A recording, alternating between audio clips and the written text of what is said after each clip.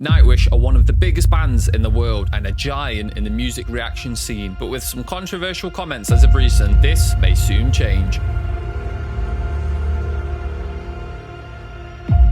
Before I get into this video, I want to make it very clear that this is not a hit piece on Nightwish. We are actually huge fans of Nightwish's music. This is simply a piece to cover the history of Nightwish and lay out some of the controversies on the table to make an educated decision for yourselves. I am not a full-time reporter. I do this for the love of editing these documentaries, so if any points are false, please let me know in the comments down below. Now, with the boring disclaimer out the way, let's get straight into the video. Nightwish have pretty much created its own genre of music known as symphonic metal, which truly is an experience on its own and makes every song feel like a full-length movie.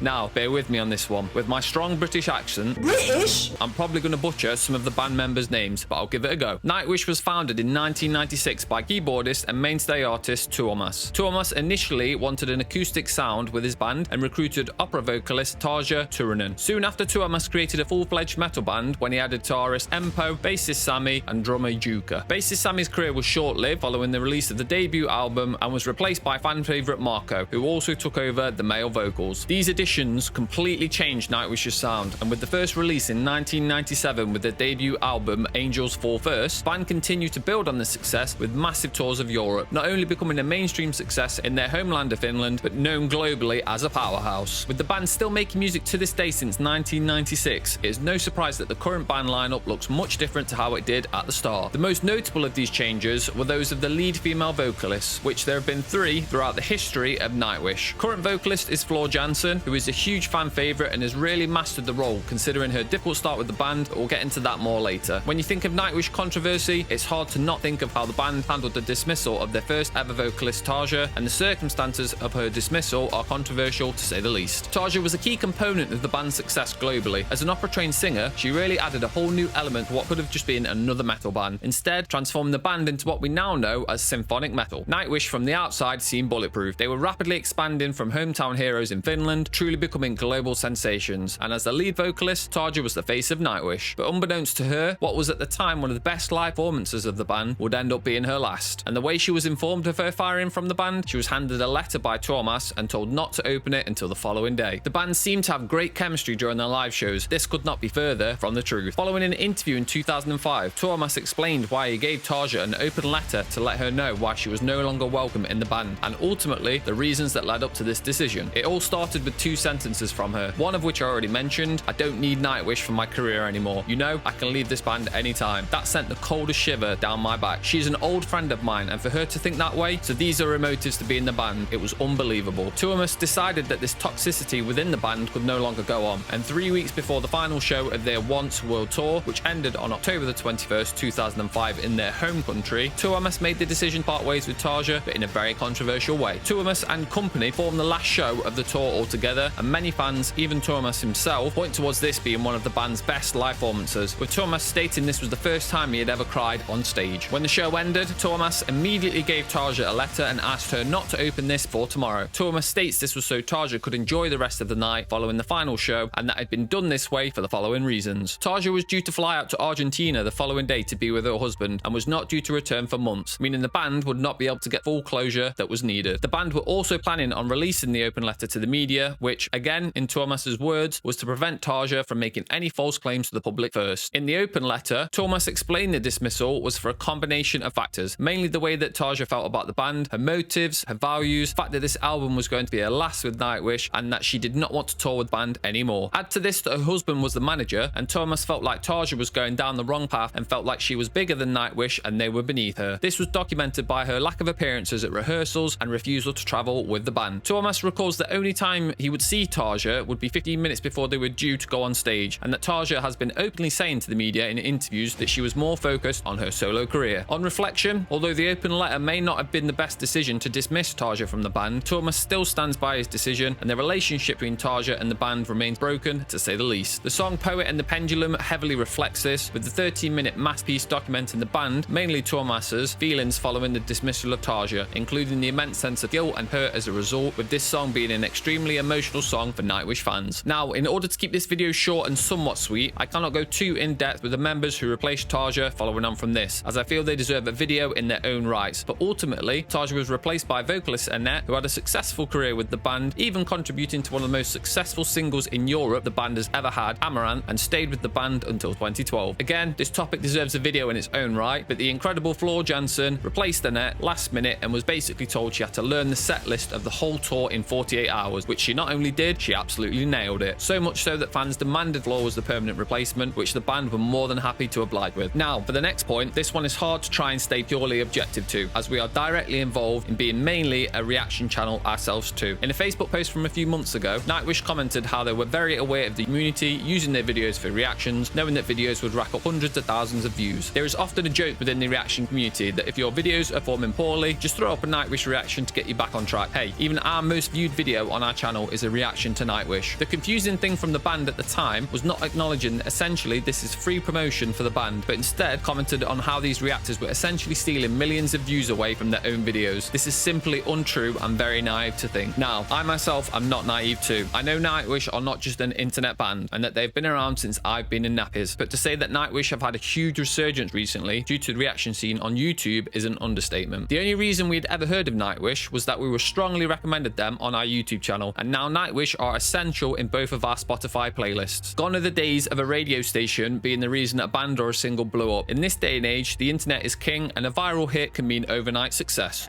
Like, we're not telling people to watch the video with us and not watch it anywhere else. Like, right. The whole goal here is to get people interested in music and then go support that band in other places. I've seen it just as much as you. I see people all the time that are like, you know, at a show or, you know, literally somebody on Discord just posted they were at a show because they got into a band from seeing a reaction to it. With this in mind, the internet has allowed a new avenue of completely different audiences to discover the likes of Nightwish and has done wonders for the band. As I said previously, we would never have discovered the band had it not been for our reaction channels. So to see the backlash from Nightwish regarding reactors stealing millions of views is disheartening to say the least. This will never stop us from rediscovering new Nightwish classics, but it definitely lives in the back of our minds when deciding on a band to react to. As the editor of our channel, I put hours into reaction video as I want to do the band justice, and I don't want it to seem like I've just put the camera on and pressed record. I actually want to add value in forms of my editing, so to see our hard work discredited is deflating. I think Nightwish realised the error in their ways, as Floor herself actually posted a video reacting to others reacting to Ghost Love Score. Inception, I know, but this is definitely a positive step in the right direction for showing support to the reaction community. He doesn't listen to that kind of stuff normally.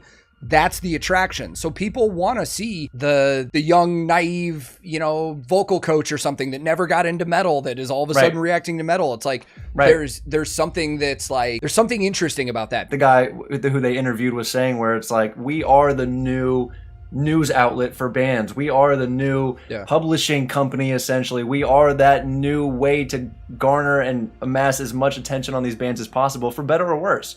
And, you know, that's why I think that whether a reaction is positive or negative, it has a positive effect for the band. Nightwish is a classic example of how much a community can resurge and give a whole new life to a band. And with the masterpieces put out by the band, it's safe to say they are long going to have a home within the reaction community. Make sure you hit that subscribe button for more documentaries.